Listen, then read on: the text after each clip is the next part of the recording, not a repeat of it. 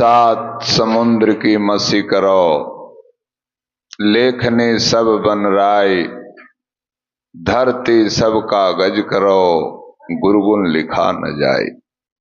ऐसे परम समर्थ गुरु महाराज के चरणों में बारंबार प्रणाम है। एवं करुणामयी दया के सागर माता जी के चरणों में भी बारंबार प्रणाम है। एवं इस दिव्य चेतना सत्संग के एकल आचार्य परम पूज्य भैया जी के चरणों में भी बारंबार प्रणाम है। एवं इस सभा में उपस्थित एवं इस सभा के बाहर तमाम ग्रामीण वासियों को भी मेरा सत सत प्रणाम है। आइए, इस प्रकार की एक सत्संग सभा लगी हुई थी। कुछ भक्त जिज्ञासु ने गुरु महाराज से क्वेश्चन किया कि सरकार, आप ध्यान के बारे में बार बार बोलते हैं, क्या ध्यान के अलावे कोई और पूजा नहीं है जिसके द्वारा ईश्वर की प्राप्ति हो सकती है? क्या ध्यान ही करना अति आवश्यक है? गुरु महाराज ने बहुत शालीनता के साथ भक्त जिज्ञासु को बतलाया और उन्होंने स्पष्ट कर दिया कि ध्यान साधना क्या है। ध्यान परमात्मा से बातचीत करने का एक माध्यम है, बस और कुछ नहीं है। ध्यान परमात्मा से बातचीत करने का एक माध्यम है। जब तक बातचीत होगी नहीं तब तक काम आगे बढ़ नहीं सकता है, चाहे किसी प्रकार का संबंध हो। बातचीत अगर नहीं होती है तो कभी भी प्रेम नहीं बढ़ सकता है। ऐसा नहीं है कि हम मानवों के लिए हैं, जीव जंतु भी आपस में बातचीत करते हैं। पर बातचीत है क्या, इसे हम लोग भली भांति समझ नहीं पाते हैं। इसमें दो शब्द जुड़ा हुआ है, बात और चित्त। बात जुबान से होती है और चित्त अंदर होता है। और हम लोग अमूमन भाषा में बातचीत कहते हैं। बात जुबान से हो रही है और चित्त से कोई काम हो नहीं रहा है। या फिर उसे ये कह लें कि वन साइडेड, सिर्फ हम अपनी बात को सुनाए जा रहे हैं, अगला का कुछ सुनने के लिए हम तैयार नहीं हैं। क्या इससे कभी बात बनेगी? चाहे वो पति पत्नी का रिश्ता हो, जज वकील का रिश्ता हो, डॉक्टर पेशेंट का रिश्ता हो। पति पत्नी का रिश्ता को देख लीजिए, सिर्फ पति लगातार बोलता चला जाए, पत्नी क्या कह रही है उसका कुछ सुनता नहीं है। क्या प्रेम बनेगा? हालात ये हो जाएगी कि पत्नी मजबूर होके या तो तलाक की तैयारी करेगी, या अगर कम पढ़ी लिखी रहेगी तो किसी तरह वो जीवन उसके साथ काट लेगा। ठीक डॉक्टर के साथ भी वही हाल है। आप गए हैं, लगातार अपनी बात को सुनाए जा रहे हैं। डॉक्टर का कुछ सुनने के लिए आपके पास टाइम नहीं है या वक्त नहीं है। क्या कभी भी उस मरीज का इलाज हो सकता है? वकील के पास गए हैं, आप लगातार अपनी बात को बोले जा रहे हैं। वकील कुछ कहना चाह रहा है, आप सुन नहीं रहे हैं। क्या आपका मुकदमा कभी भी सफल होगा? नहीं होगा। अमूमन हम लोग देखते हैं, चाहे वो किसी प्रकार का पूजा पाठ हो, हम लोग बस गए मंदिर में, लगातार अपना जितना भी मंत्र का उच्चारण है लगातार करते गए, टीका चंदन लगाया, बम बम करके निकल गए, पूजा हो गया। पर वन साइडेड पूजा है। वन साइडेड पूजा है, कैसे हम मान लें कि इससे हमें आगे का विकास हो जाएगा, कुछ प्राप्त हो जाएगा। मंदिर में हम गए, भगवान को मंत्र का उच्चारण कर दिए, पर सिर्फ हम ही उच्चारण किए, सुनने के लिए हम वहां पर भी एक सेकंड ठहर नहीं सके। क्या इससे हमारा विकास हो जाएगा? नहीं होगा। सुनने के लिए हम तैयार ही नहीं है, सिर्फ सुनाने के लिए तैयार हैं, और इस स्थिति में हमारा कभी भी विकास संभव नहीं होगा। ताजुब तो तब होती है कि इस बॉडी के अंदर में आप देख लें, इस पर गौर करके आप देखें कि नाक का 2 छिद्र है, एक चंद्र नाड़ी है, एक सूर्य नाड़ी है, एक से गर्म निकलती है, एक से ठंडा निकलता है। पर प्रकृति की कितनी अजीब दास्ता है कि हमारे बॉडी के अंदर में भी एक रिमोट कंट्रोल ऐसा लगा हुआ है कि हम लोग सभी अपने हृदय पटल पे हाथ रख के देखें, 1.5 घंटा दाहिने से सांस चलता है नाक से, 1.5 घंटा बाएं से, एक ठंडा है एक गर्म है, और फिर ऑटो कट अपने आप हो जाता है, आपको एहसास भी नहीं होगा, ऑटो कट हो गया। पर गुरु महाराज का ऐसा कहना है कि सोचो, इस शरीर में अग्नि भी है और पानी भी है, दोनों इस बॉडी के अंदर है, और दोनों सुरक्षित हैं, किसी से किसी का कोई शिकवा शिकायत नहीं है। ठीक ऐसे मान लें कि चूहा और बिल्ली एक जगह पर हो, दोनों आराम से रह रहे हैं, कोई गीला शिकवा नहीं है। बाघ है और गाय है, एक साथ रह रहे हो, कोई गीला शिकवा नहीं है। पर जब हम वन साइडेड सिस्टम को रखेंगे, उससे काम नहीं बनता है। जब सुनने की प्रक्रिया हमारे अंदर में आ जाती है, तो ये जो जुबान मेरा चल रहा है, ये जुबान बंद हो जाता है। जुबान जब बंद हो जाता है तो काम चित्त से होने लगता है, प्रेम बढ़ जाता है, और उस स्थिति में जब जुबान बंद हो जाती है और चित्त से जब काम होने लगता है, तो अपना बॉडी का सिस्टम बदल जाता है।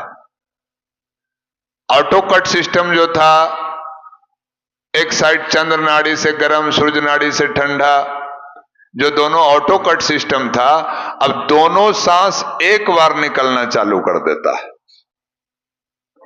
और फिर भी बॉडी समानता के रूप में रहता है। किसी प्रकार का बॉडी के अंदर में कोई हरकत नहीं होती है।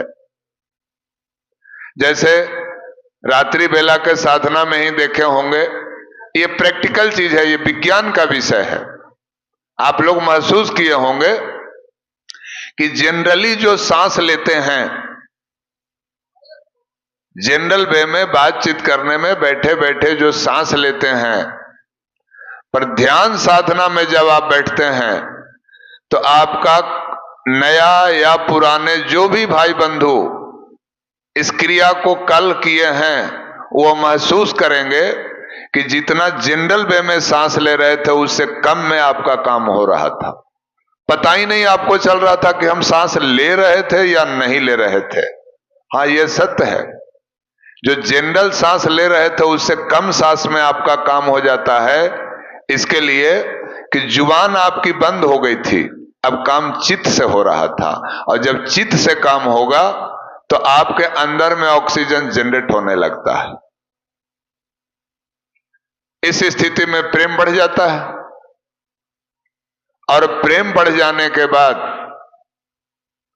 वो एहसास करने लगता है कि बातचीत का क्या फायदा मिला। अमूमन हम लोग कोई भी पूजा पाठ करते हैं, उसमें वन साइडेड पूजा का प्रावधान ज्यादा है। बस गए, अपने हिसाब से जितना भी मंदिर में गए या जहां भी गए, किताब को उल्टे लगातार पाठ चालू कर दिए। नहीं, इससे संभव नहीं होगा। आप सुनाने का काम किए, वो भी जुबान से सुनाने का काम किए, चित्त तो आपका बस ऐसे ही पड़ा रह गया, निष्क्रिय रहा, चित्त को आपने कभी कोई काम लिया ही नहीं। इसीलिए गुरु महाराज बताते हैं कि ध्यान इसलिए जरूरी है कि जब ध्यान साधना तुम चालू करोगे तो तुम्हें इसकी कोई आवश्यकता नहीं रह जाएगी, ये संशय नहीं रह जाएगा बातचीत क्या है, सब अनुभव में आना चालू हो जाएगा। और जब ये अनुभव में आना चालू हो जाएगा उस दिन ये एहसास हो जाएगा कि वास्तविक साधना है क्या। अभी मैं वाणी के द्वारा आपके समक्ष गुरु महाराज की बातों को सुना दिया, आप सुन लिए, पर रियल तो तब होती है जब ये आपके अंदर में उतरना चालू हो जाता है। और ये उतरेगा कैसे? तो अभी और इसी मंच पे पूज्य भैया जी आपको क्रिया बताएंगे, आप उस चीज को सिर्फ समझें, बारीकी से उसे देखें वो कह क्या रहे हैं।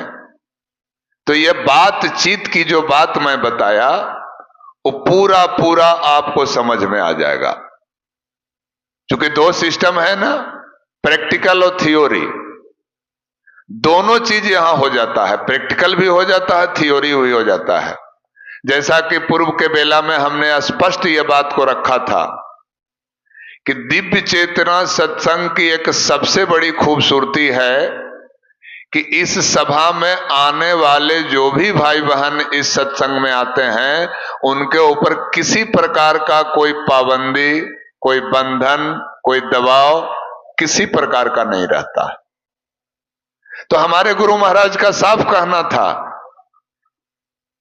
ये सत्संग में आओ, देखो, सुनो, करो, अच्छा लगे तो बार बार करो, बुरा लगे तो सदा के लिए छोड़ दो। तुम जिस गुरु का ध्यान करते हो, जिस भगवान का ध्यान करते हो, वही करते रहो। पर यह तो गुरु महाराज का साफ कहना था कि ध्यान क्यों जरूरी है और ध्यान से क्या मिलता है, उसका विश्लेषण उन्होंने करके दिखा दिया। एक ध्यान करने वाला व्यक्ति ही होता है, उसी पर ही उन्होंने ये बात बताया कि एक जगह पर बाघ और बकरी दोनों है और आराम से दोनों रह रहे हैं, एक दूसरे को किसी से कोई भय नहीं है, कोई भय नहीं है, आराम से दोनों विचरण कर रहे हैं। यही तो ध्यान है। हम कौन सी ऐसी पूजा कर रहे हैं, उस पूजा से हमें प्राप्त क्या हो रहा है कि हम पूरा जीवन उस पूजा में बिता दिया। भगवान के यहां, भगवान के घर में हम पूरा जीवन बिताते चले गए और जब हम भगवान को बुलाए तो उसका कोई दीदार नहीं है। ये कौन सी पूजा है? और फिर हम पूरे जीवन पूजा को करते चले जाएं और इसका लाभ हमको कब मिलेगा इसका कोई पता ही नहीं है। नहीं, हमारे गुरु महाराज का कहना था ऐसी पूजा करो कि अभी करो और अभी इसका रिजल्ट सामने हो। कल किसने देखा है? पूजा अभी हम मजदूरी आपके यहां अभी किए हैं तो इसका पेमेंट अभी मिलना चाहिए, कल की बात नहीं। इसलिए दिव्य चेतना सत्संग में किसी प्रकार का कोई बाकी बकाया नहीं रहता है, अभी और इसी वक्त आपको मजदूरी मिल जाता है। हां, अब रह गई कि जिस प्रकार का आपका श्रम है उसी प्रकार की मजदूरी मिलेगी। 12 घंटा जो व्यक्ति खट रहा है उसका ओवर टाइम होता है और 2 घंटा में आप आए और गफलत मार के हाजिरी बना के चाहिएगा कि 12 घंटा का मजदूरी मिल जाए, ऐसा संभव नहीं है।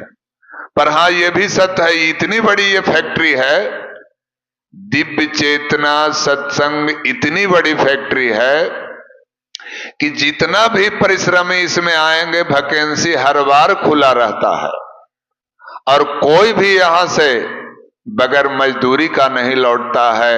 जैसा श्रम करता है वैसा मजदूरी भी हमारे दरबार में गुरु महाराज का मिल जाता है। कोई आज तक खाली इस दरबार से नहीं लौटा है। खाली वही लौटा है जो सिर्फ जुबान चलाता है, चित्त से किसी प्रकार का उसका कोई लेना देना नहीं होता है। चित्त से जिस दिन लेना देना हो जाएगा, और वो भी व्यक्ति अगर बोलता है कि हम 12 घंटा ड्यूटी करके झोला खाली लेके जा रहे हैं, ऐसा कतई नहीं होगा। हां, फिर आगे की यह बात हो सकती है कि 12 घंटा आपने ड्यूटी किया, मजदूरी भी परमात्मा के यहां से मिल गया, घर ले जाने की सामर्थ्य भी आप में होनी चाहिए। कहीं अगर झोला में छेद है तो सारा सिक्का रास्ते में ही रह जाएगा। इस बात पर भी बारंबार ध्यान देना होगा, इस बात पर भी ध्यान देना होगा। कुछ साधक का यह सवाल उठता है कि मैं इतना दिन से सत्संग कर रहा हूं, मेरे अंदर में कोई तब्दीली नहीं हुआ, कोई बदलाव नहीं आया। ऐसा कभी नहीं हो सकता है। उस सत्संग का दोष नहीं हो सकता है, न गुरु महाराज का दोष है। दोष उस साधक का है कि ना तो वो सत्संग समझ सका, न गुरु महाराज की क्रिया को समझ सका, और अनायास वो किसी का भीड़ का एक हिस्सा बन के चलने के लिए वो तैयार हो गया। या फिर ये भी हो सकता है उस साधक को यह भी लग रहा है कि हम इतने पुराने साधक हो गए हैं और हम अब छोटी सी बात किसी से पूछने जाएं बेइज्जती होगी। अरे बेइज्जती क्या होगी? आप किस लाइन पे जा रहे हैं, किस डोर से आप बंधे हैं? बीच बीच में हम लोग जो इस सत्संग सभा में आते हैं, इसमें यही तो होता है, यही होता है कि कहीं हमसे कोई भूल तो नहीं हो रही है। उस भूल को सुधारने का काम इसी प्रकार के सभा में होता है। निरंतर कौन सी ऐसी पूजा है कि हम पूजा को लगातार करते जाओ, हमारे अंदर में कोई तब्दीली नहीं हो? ऐसा कभी नहीं हो सकता है। अगर कुछ कमियां है वो हम में है, और वो कमियां इसलिए है कि गुरु महाराज की बताई हुई जो बातें हैं, या तो उस पर विश्वास नहीं है, और अगर विश्वास है तो हम क्रिया में कहीं ना कहीं मिस्टेक कर रहे हैं। तो मिस्टेक करने के बाद रिजल्ट का कैसे दावेदार होंगे? इसीलिए तो इस प्रकार की सभा बुलाई जाती है, सभा में बैठने के लिए आमंत्रित किया जाता है कि कहीं हमसे कुछ भूल तो नहीं हो रही है। और ये वो सभा है कि इस सभा से जो भी इस सभा में आया कोई खाली नहीं लौटा है, सबकी झोली में कुछ न कुछ मिलता है, मिलता है। ओम गुरु महाराज।